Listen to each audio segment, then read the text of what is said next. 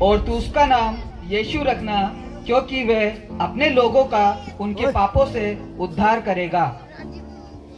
आप सभी काटना नहीं होता है। क्रिसमस का मतलब जो है वो सजावट, ये सजावट से कोई मतलब नहीं है। सजावट से क्रिसमस का कोई लेना देना नहीं है। क्रिसमस का मतलब जो है घर को लाइट से सजाना नहीं होता। क्रिसमस जो है वो एक बहुत ही महत्वपूर्ण डेट है जब स्वर्ग का परमेश्वर इस धरती पर आया था। और मत्ती की किताब पहले अध्याय में और इसके वचन में यहाँ पे लिखा हुआ है कि कुंवारी गर्भवती हुई, उसने एक पुत्र को जना, उसका नाम यीशु रखा, जो हमारे पापों से हमारा छुटकारा दिलाएगा। हमारे पापों से हमारा छुटकारा दिलाएगा। दुनिया में बहुत सारे लोग आए, बड़े बड़े विद्वान लोग आए, बड़े बड़े फिलोसफर लोग आए, और उन्होंने बहुत सारे ज्ञान की बातें करी। लेकिन जब प्रभु यीशु मसीह आया, वो एक उपदेश के साथ में आया था, और वो उपदेश था कि आपको अनंत जीवन मिल सके, आपको अपने पापों की क्षमा मिल सके। मैं आपको बताना चाहता हूं, अनंत काल का परमेश्वर, आपको पता है अनंत काल क्या होता है? अनंत काल वो होता है जिसकी ना तो कोई शुरुआत होती है और ना ही कोई अंत होता है। ना तो उसकी कोई शुरुआत है और ना ही उसका कोई अंत है। इंग्लिश में दो वर्ड आते हैं जिन्हें हम कहते हैं इटर्नल। इटर्नल का मतलब होता है जिसकी ना तो कोई शुरुआत है और ना तो कोई अंत है। और दूसरा एक शब्द आता है जिसे हम कहते हैं एवरलास्टिंग, जिसका मतलब होता है कि उसकी शुरुआत तो होती है लेकिन उसका अंत नहीं होता। उसकी शुरुआत होती है लेकिन उसका अंत नहीं होता। और हम सब जितने लोग यहाँ पर बैठे हुए हैं, हमारी एक शुरुआत हुई है लेकिन हमारा अंत नहीं है। हालेलुया। हमारी शुरुआत हुई है लेकिन हमारा अंत नहीं है, क्योंकि हम प्रभु यीशु मसीह में हैं। क्योंकि हम में अनंत काल का जीवन मिला हुआ है। हम प्रभु यीशु मसीह में हैं। यूहन्ना के किताब 1:1 में लिखा हुआ है, आदि में वचन था, वचन परमेश्वर के साथ था और वचन ही परमेश्वर था। हम अनंत काल परमेश्वर की बात कर रहे हैं कि आदि में वचन था, वचन परमेश्वर के साथ था और वचन ही परमेश्वर था। और चौथे वचन में 14 वर्ष नंबर 14 में लिखा हुआ है, वचन देहधारी हुआ। क्रिसमस के दिन एक अद्भुत घटना घटी कि प्रभु यीशु मसीह जो अनंत काल का पिता है, जो शांति का राजकुमार है, जो अद्भुत युक्ति करने वाला है, वो परमेश्वर स्वर्ग छोड़कर इस धरती पर आया सिर्फ और सिर्फ आपके लिए। सिर्फ और सिर्फ आपके लिए। वो आपसे इतना प्यार करता है। मैं आपको बताना चाहता हूं, प्रभु यीशु मसीह इस दुनिया में, इस धरती पर ऐसे प्रवेश किया जैसे कोई प्रवेश नहीं कर सकता। जिस दरवाजे पे लिखा हुआ था नो एंट्री, इस दरवाजे से कोई नहीं आ सकता, उस दरवाजे से यीशु मसीह इस दुनिया में प्रवेश करे। आप कहेंगे ये कैसे? वो कुंवारी से जन्म लिए। किससे जन्म लिए? कुंवारी से जन्म लिए। दुनिया में कोई भी कुंवारी से पैदा नहीं हो सकता। स्वयं परमेश्वर, अगर वो परमेश्वर है, अगर वो पाप रहित है, अगर वो सर्वशक्तिमान परमेश्वर है, तो वो ही इस दुनिया में इस दरवाजे से प्रवेश कर सकता है जो स्वयं ईश्वर है। और बाइबल के अंदर हम इसको देखते हैं, यीशु मसीह के जन्म से पहले पुराने नियम के अंदर, आप सभी को पता है कि बाइबल के अंदर दो भाग हैं, एक पुराना नियम है, एक नया नियम है। और पुराने नियम के अंदर यीशु मसीह के बारे में 333 भविष्यवाणियां हैं। मैं आपके सामने कुछ भविष्यवाणियां जो है रखना चाहता हूं, जो कि क्रिसमस के समय में इस वचन को लेकर बहुत ही प्रचार करा जाता है। वचन है यशायाह की किताब, उसका 7 अध्याय और 7वां वचन, और यशायाह की किताब उसका 9 अध्याय और 6वां वचन। इस वचन को हम पढ़ेंगे। आपको मैं बताना चाहता हूं, ये जब यशायाह नबी इसको लिख रहा था, यीशु मसीह से 700 साल पहले ये जो भविष्यवाणी हुई थी, ये यीशु मसीह से 700 साल पहले हुई थी। मैं आपको बताना चाहता हूं कि हमारा जो इतिहास है वो दो भागों में बटा हुआ है, जिसको हम कहते हैं बीसी और एडी, बिफोर क्राइस्ट। एडी मतलब anno domini, after death and resurrection of Jesus Christ, यानी कि ईसा पूर्व और ईश्वरी। ईसा पूर्व और ईश्वरी। आप लोग जितने लोग यहाँ पर पढ़े लिखे लोग हैं, जिन्होंने किताबें पढ़ी हैं, आप जब भी डेट को पढ़ते होंगे तो उसमें लिखा होगा ईश्वरी या ईसा पूर्व। इतिहास अगर आप कोई भी किताब उठा लें, उसके अंदर प्रभु यीशु मसीह का वर्णन है, क्योंकि इतिहास जो है वो दो भागों में बटा हुआ है। और इस समय हम बात कर रहे हैं यशायाह नबी के समय की, यीशु मसीह से 700 साल पहले ये वचनों में लिखा हुआ है। इस कारण प्रभु आप ही तुमको एक चिन्ह देगा, सुनो, एक कुमारी गर्भवती होगी और पुत्र जनेगी और उसका नाम इमानुएल रखेगी। यहाँ पे लिखा हुआ है प्रभु खुद तुम्हें क्या देगा? एक चिन्ह देगा। एक कुमारी गर्भवती होगी। हालेलुया। और क्रिसमस वाले दिन मरियम जो थी वो गर्भवती हुई। यीशु मसीह का जन्म हुआ क्रिसमस वाले दिन। स्वर्गदूत आया था, जबराइल फरिश्ता आया था, मरियम से कहा था कि तुझसे परम प्रधान का पुत्र जन्मेगा, और क्रिसमस वाले दिन यीशु मसीह ने जन्म लिया चटनी में। दूसरे वचन को पढ़ेंगे यशायाह की। क्योंकि हमारे लिए एक बालक उत्पन्न हुआ, हमें एक पुत्र दिया गया है और प्रभुता उसके कांधे पर होगी और उसका नाम अद्भुत युक्ति करने वाला। प्रभुता जो है उसके कांधों पर होगी और वो अद्भुत युक्ति करने वाला होगा। हमारे जीवन में, हम अपने जीवन में कई बार ऐसा होता है कि निर्णय नहीं ले पाते हैं। कई बार ऐसा होता है कि जो हमारे मन में आता है वैसे निर्णय ले लेते हैं। कभी कभी ऐसा होता है मेरे मन को जैसा भाया मैं वैसे ही निर्णय ले लेता हूँ। कभी कभी संसार हमारे निर्णय को ले लेता है और हम गलत निर्णय ले लेते हैं। लेकिन यहाँ पर लिखा हुआ है प्रभु यीशु मसीह जो है वो अद्भुत युक्ति करने वाला है। आपको प्रभु यीशु मसीह के पास जाने की जरूरत है। अगर आपको रास्ता देखना है, अगर आप उस अद्भुत युक्ति वाले से सुनना चाहते हैं कि आपके जीवन में क्या है, तो वो आपके जीवन की जो योजना है सिर्फ और सिर्फ प्रभु यीशु मसीह बता सकते हैं। सिर्फ और सिर्फ बाइबल जो है वो आपको बता सकती है कि आपको अपने जीवन में किस रीति से जीना है। उस अद्भुत युक्ति करने वाले के पास आइए। आगे बढ़ेंगे।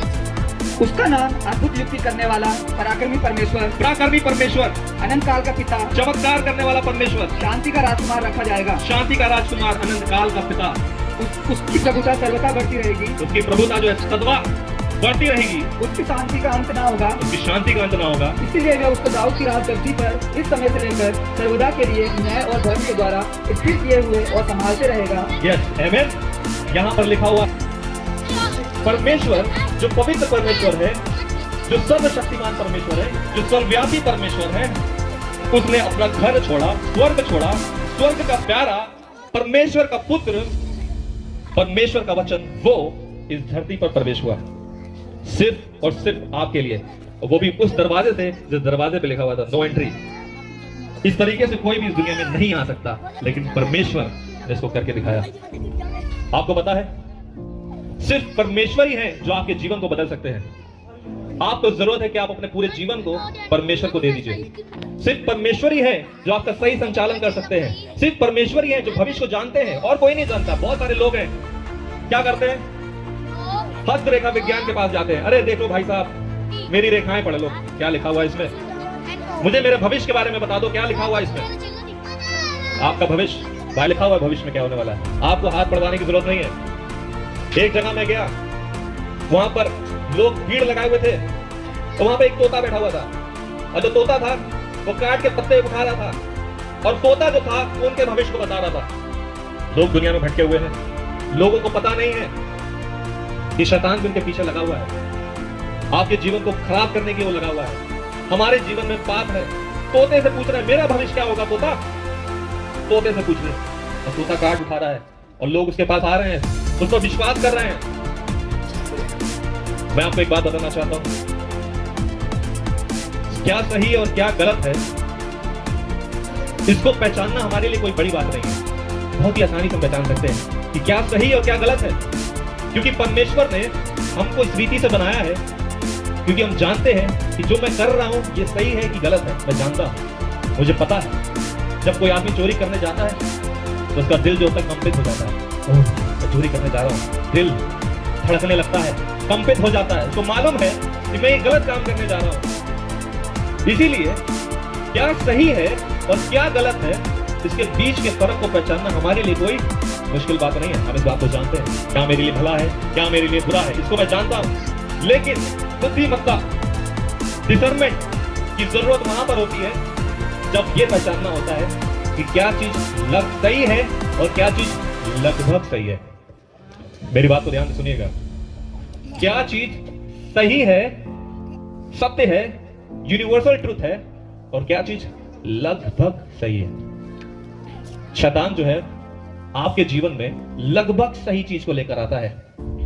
99% mineral water, Bisleri, clear crystal water, पानी, और उसके अंदर 1% का जहर, और जब आप उस गिलास को पिएंगे आपको मौत मिलेगी।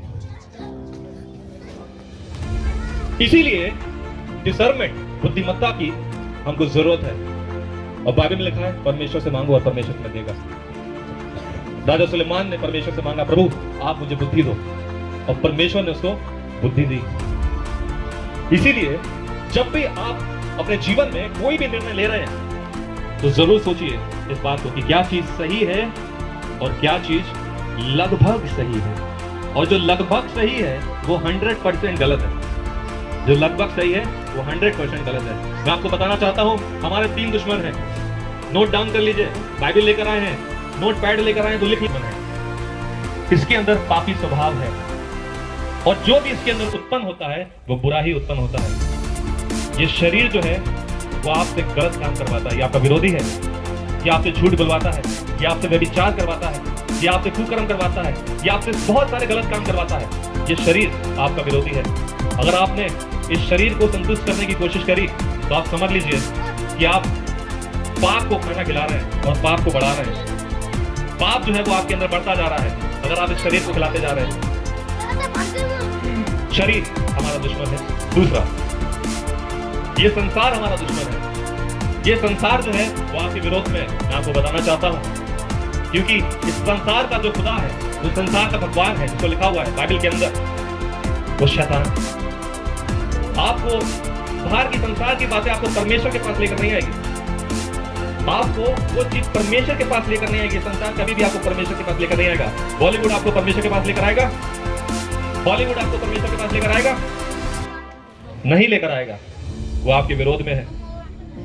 अपने दुश्मन को पहचानने सीखिए कि आपका दुश्मन कौन है। ये संसार जो है वो आपके विरोध में है। बड़ा बड़े बोर्ड पर लिखा रहता है 50% ऑफ, 50% छूट है, आइए खरीदिए कपड़े। ओ मेरे पास 100 रुपए है, 50% छूट है। ओ पकड़ लिया तुरंत संसार ने, चले गए। 100 रुपए का कुछ और काम करना था, देकर पैसे वहां पर आ गए। संसार जो है वो आपके विरोध में है। टीवी जो है वो आपको परमेश्वर के पास लेकर नहीं आएगा। आपका फोन परमेश्वर के पास लेकर नहीं आएगा। संसार के जो लोग हैं वो आपको परमेश्वर के पास लेकर नहीं आएंगे। सिर्फ बाइबल जो है वो आपको परमेश्वर के पास लेकर आ सकता है। आपको बाइबल पढ़ने की जरूरत है। आपको अपनी आत्मा को खिलाने की जरूरत है। हम अपने शरीर को खिलाते हैं, 3 बार खाते हैं, सुबह दोपहर शाम। कोई दिन स्किप होता है नहीं? कितनी किताबें हैं? 4 किताबें। वेरी गुड, तालियां बजाएंगे इनके लिए। Very good. क्या आपको यह पता है बाइबल कितनी भाषाओं में लिखा गया है? 3 भाषा में लिखा गया है, इब्रानी, अरामी और यूनानी भाषा में। ये जानने की जरूरत है। बाइबल कॉलेज करने की जरूरत है। बाइबल में समय बिताने की हमें जरूरत है। आपको पता है बाइबल को कितने लेखकों ने लिखा? 40 से भी ज्यादा। एक बार और तालियां बजाएंगे इनके लिए। आपको पता है बाइबल को कितने साल में लिखा गया? कितने साल में लिखा गया बाइबल को? 1600 सालों में लिखा गया बाइबल को। आपको पता है बाइबल को कितने महाद्वीपों में लिखा गया?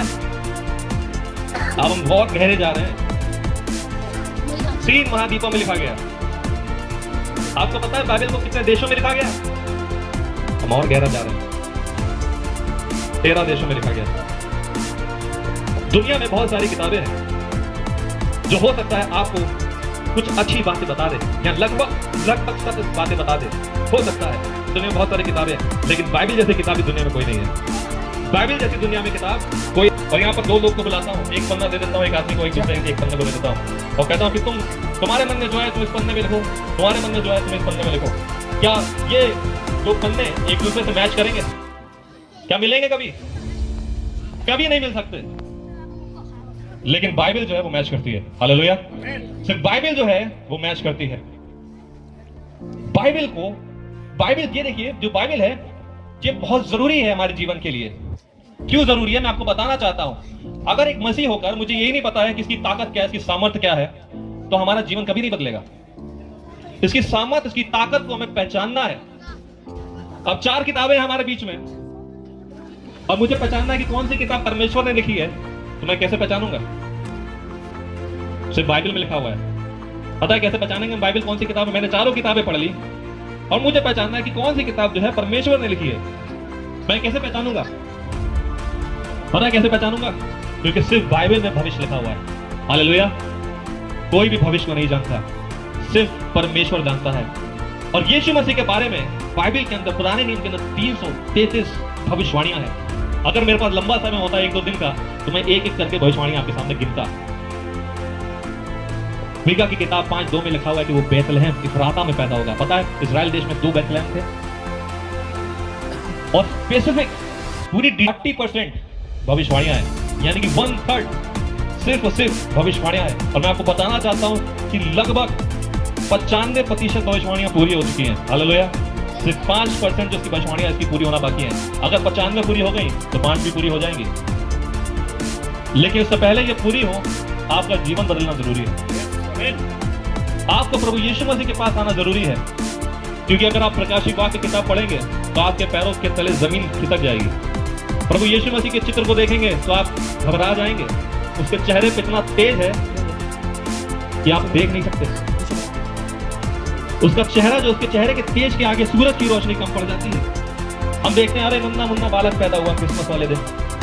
वो नन्ना मुन्ना नहीं है, वो परमेश्वर है, वो पवित्र है, वो सर्व कि मैं कोई भी अपने जीवन में निर्णय लूंगा मैं बाइबल के आधार पर लूंगा।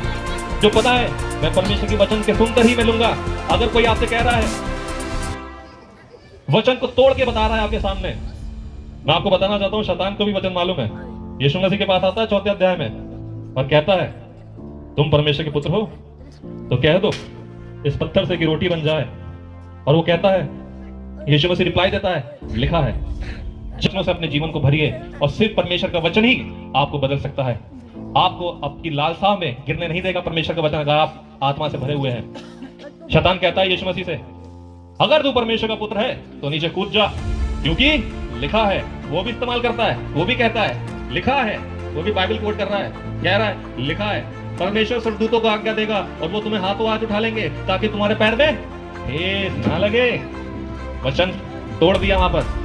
अगर आप चेक करेंगे इस वचन को पुराने नियम के अंदर, एक लाइन खा गया वो, शैतान ने तोड़ के पेश करा, लगभग सच आपके आगे लाया। हम भेड़ के समान हैं, हमें यीशु मसीह की आवाज सुननी है जो हमारा चरवाहा है, सच्चा चरवाहा। यीशु मसीह का मैं हूं सच्चा चरवाहा। लोग बहुत सारे आएंगे, भेड़ की खाल में भेड़िया लोग आएंगे और आपको भरमाने की कोशिश करेंगे, लेकिन अगर आपको वचन आपके जीवन में बहुत महत्वपूर्ण है और बहुत ही जरूरी है। यूहन्ना की किताब उसका 8 अध्याय और 58 वचन में लिखा हुआ है, यीशु मसीह ने कहा, बिफोर अब्राहम आई वॉज, मैं अब्राहम से पहले हूं। क्या कहा? मैं अब्राहम से पहले हूं। मैं आपको बताना चाहता हूं यीशु मसीह बाइबल के अंदर, पुराने नियम के अंदर भी थे। क्या आप मेरी बात को मानेंगे? यीशु मसीह जो थे बाइबल के अंदर, पुराने नियम के अंदर भी है। पुराने नियम के अंदर यीशु मसीह का चित्र है। यीशु मसीह जो है वो सिर्फ इंसान के रूप में, बच्चे के रूप में, वो सिर्फ जन्मा नहीं, उस समय उसकी शुरुआत नहीं हुई थी, वो अनंत काल से है। अभी यूहन्ना 1:1 में पढ़ा, आदि में वचन था, वचन परमेश्वर के साथ था, वचन ही परमेश्वर था, वचन देहधारी हुआ। पुराने नियम के अंदर यीशु मसीह का चित्र है। Shadrach, Meshach, Abednego. राजा नेबूकदनेस्सर कहता है मेरी मूर्ति में झुक जाओ, दंडवत करो, लेकिन शद्रक, मेशक, अबेदनगो कहते हैं हाँ मैं नहीं करूंगा। अगर तू मुझे जलती हुई आग में भी फेंक देगा, भट्टी में भी फेंक देगा, तो भी नहीं करूंगा। और नेबूकदनेस्सर उन्हें फेंक देता है। फिर बाद में नेबूकदनेस्सर ऐसे ऐसे करता है, उसको 4 जने दिखाई देते हैं वहां पर। कितने जने? हालेलुया। वो भट्टी के अंदर भी उनको ऐसा महसूस होता है जैसे कि एसी चल रहा हो। उनका बाल भी बाका नहीं होता है, क्योंकि प्रभु यीशु मसीह वहां पर उनके साथ में होते हैं। हमारे जीवन में दुख, तकलीफ बहुत सारी आ सकती है, लेकिन अगर यीशु मसीह आपके साथ में और आपका भरोसा यीशु मसीह पर है, आपको कोई भी आपकी चट्टान से हिला नहीं सकेगा, कोई भी हिला नहीं सकेगा, क्योंकि प्रभु यीशु मसीह जो है वो सर्वशक्तिमान परमेश्वर है। मैं आपको कुछ और बताना चाहता हूं, इंटरेस्टिंग चीजें। निर्गमन की किताब के अंदर 3 अध्याय और 14 वचन के अंदर मूसा जो होते हैं वो परमेश्वर से कहते हैं कि आप तो मुझे मिस्र देश में भेज रहे हैं, लेकिन मैं क्या कहूंगा कि मुझे किसने भेजा है, मुझे किसने भेजा है? तो परमेश्वर उसको उत्तर देते हैं और कहते हैं जो मैं हूं सो मैं हूं, कह देना। मैं आपको बताना चाहता हूं पूरी दुनिया में, पूरे यूनिवर्स में कोई इस बात को कह नहीं सकता जो मैं हूं सो मैं हूं, कोई नहीं कह सकता। आप पूछेंगे क्यों? क्योंकि जिस क्षण मैंने बोला जो मैं हूं और सो मैं हूं पे खत्म किया, उसी क्षण मेरी उम्र और बढ़ गई। तो जो मैं था मैं वो रहा नहीं। मेरी बॉडी के अंदर 50 लाख सेल्स 1 नैनो सेकेंड के अंदर बदल गई, समय बदल गया, एनर्जी मेरी थोड़ी और डाउन हो गई। जैसे जैसे जो आप थे वो आप रहे नहीं। इसलिए सिर्फ परमेश्वरी है जो कह सकते हैं जो मैं हूं सो मैं हूं, मैं कभी नहीं बदलता। यस्टरडे, टुडे एंड फॉरएवर, कल, आज और सदा काल के लिए मैं एक जैसा हूं। ये परमेश्वर ने कहा है। परमेश्वर ने कहा जो मैं हूं सो मैं हूं। अब सवाल उठता है यहां पर, जो मैं हूं सो मैं हूं, पर मैं हूं क्या? जो मैं हूं सो मैं हूं, पर मैं हूं क्या? और उसका उत्तर हम देखते हैं नए नियम के अंदर। प्रभु यीशु मसीह कहते हैं यूहन्ना के 14 अध्याय के 6 वचन में, मैं मार्ग हूं, मैं सत्य हूं, मैं जीवन हूं। हालेलुया। जो मैं हूं सो मैं हूं क्या? मैं मार्ग हूं, मैं सत्य हूं, मैं जीवन हूं। यूहन्ना के 8वें अध्याय में 12 वचन में लिखा हुआ है, मैं जगत की ज्योति हूं। हालेलुया।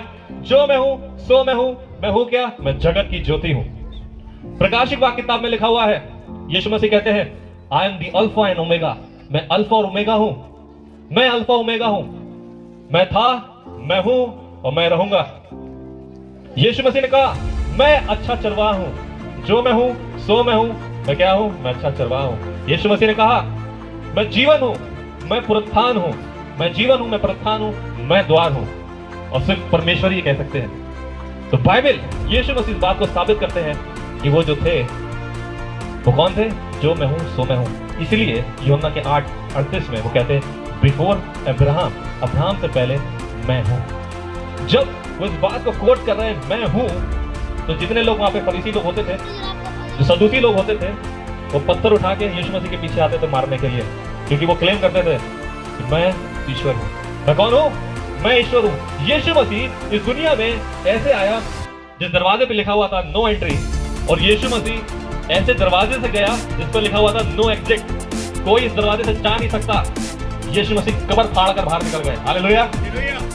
कब्र में आज सब लेटे हुए हैं, बड़े बड़े पीर पैगंबर, साधु साधुई, सब कब्र में लेटे हुए हैं। कोई आपको मौत के बाद रास्ता नहीं बता सकता, सिर्फ परमेश्वर प्रभु यीशु मसीह बता सकते हैं, क्योंकि वो जीवित परमेश्वर है, क्योंकि उन्होंने मौत को हरा दिया, कब्र को चीर दिया। और बाइबल में लिखा है फिलिपियों की किताब 2 अध्याय के अंदर कि हर घुटना झुकेगा और हर जुबान पुकारेगी कि प्रभु यीशु मसीह खुदा है।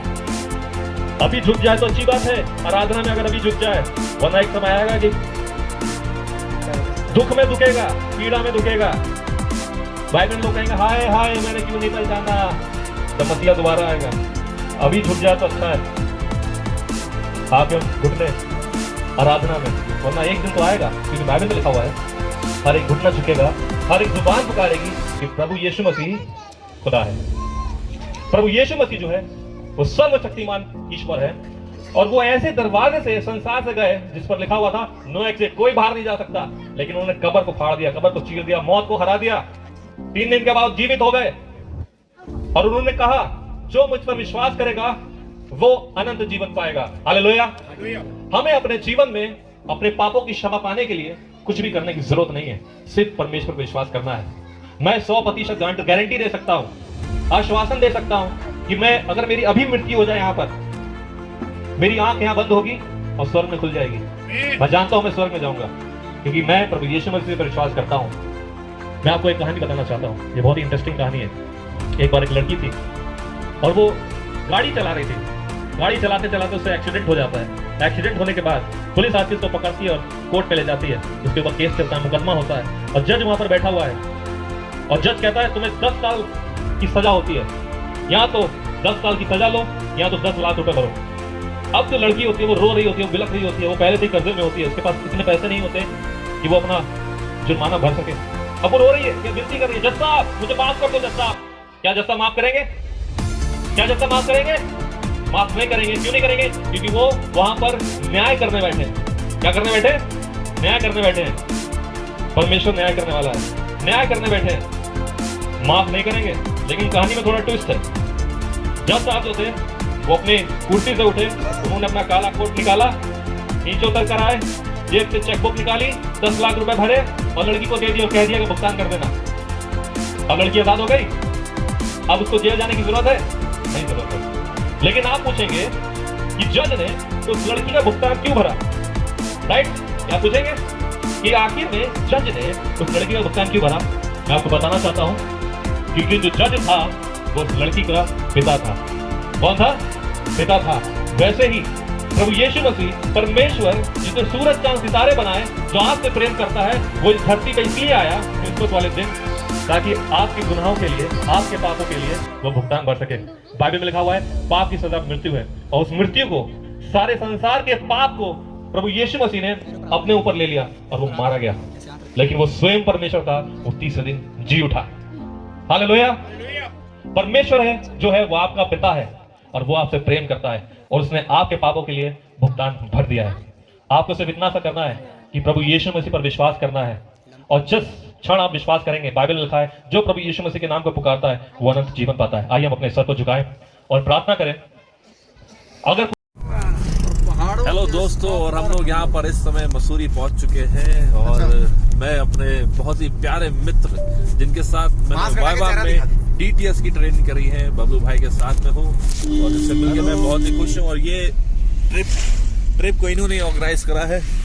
हाँ, ये ट्रिप मैंने ऑर्गेनाइज किया है। मेरे दिमाग में जब गेस्ट स्पीकर की बात आई थी, 26 तारीख को हम लोगों ने क्रिसमस मनाया था, तो मेरे दिमाग में एक ही बात आई थी कि मुझे उदय को कॉल करना चाहिए। सो मैंने उदय भाई को कॉल किया, और उदय भाई अपनी पूरी टीम के साथ यहाँ पर आए। थैंक यू सो मच उदय भाई। वेलकम। यहाँ पर हम लोग ने जो 26 तारीख को जो क्रिसमस किया था, वो बहुत ही बढ़िया हमारा समय रहा।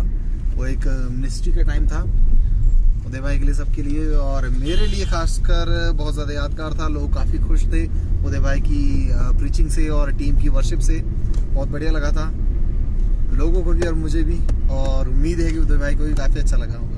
यस, मुझे बहुत ही अच्छा लगा, मुझे काफ़ी अच्छा लगा। और मैं आपको बताना चाहता हूँ कि जो वीडियो आप देख रहे हैं मेरे इस चैनल पे, ये उस क्रिसमस इवेंट की बात कर रहे हैं जो आपने देखा है मेरी वीडियोस में। So thank you so much इतना ऑर्गेनाइज करने के लिए। वास्तव में हम देख सकते हैं परमेश्वर की उपस्थिति को हमारे साथ में, हमारे बीच में, और बहुत हसीन वादियां मैं आपको दिखाना चाहता हूँ। इन हसीन वादियों को देखिए।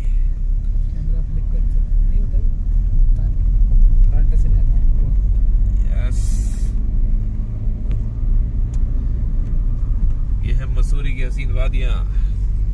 फिर मिलते हैं हम आपसे।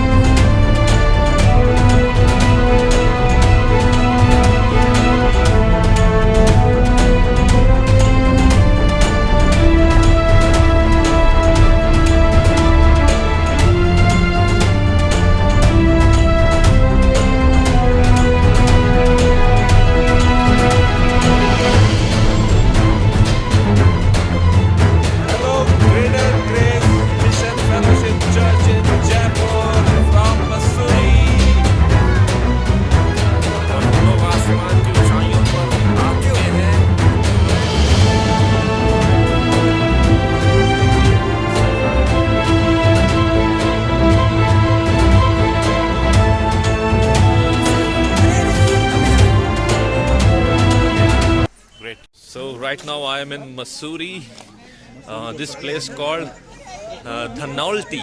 So we are in Dhanolti right now, enjoying the weather, atmosphere. Here is my team. So with my team. अरे नहीं ठंड नहीं, रस्सी पे जाओगे ना, चलेंगे हम तो। मैं तो डर भाई। और हमारे मित्र लोग क्लाइंबिंग करने जा रहे हैं।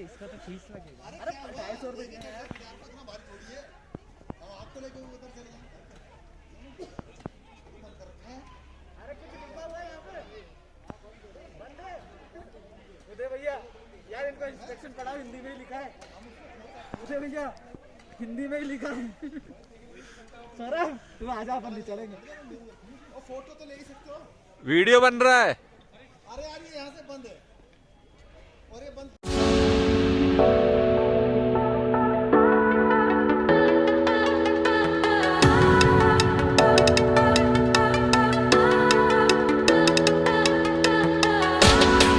आसमान की ऊंचाई पर हवा टाइट हो चुकी है, ऑक्सीजन नहीं लिया जा रहा है हमारा, ऑक्सीजन लेवल डाउन पड़ गया। दम नहीं है अब कि हम लोग और ऊपर जा सके। आसमान की ऊंचाई पर भाई लैंड करा दे, लैंड करा दे भाई, 100-200 भाई लैंड करा दे। वो सौरभ आ रहा, सौरभ आ रहा है, बहुत ऊंचे पर आ चुके। मेरी उम्र हो गई है, शायद बूढ़ा हो गया। चलो कैसे लोग चल रहे हैं।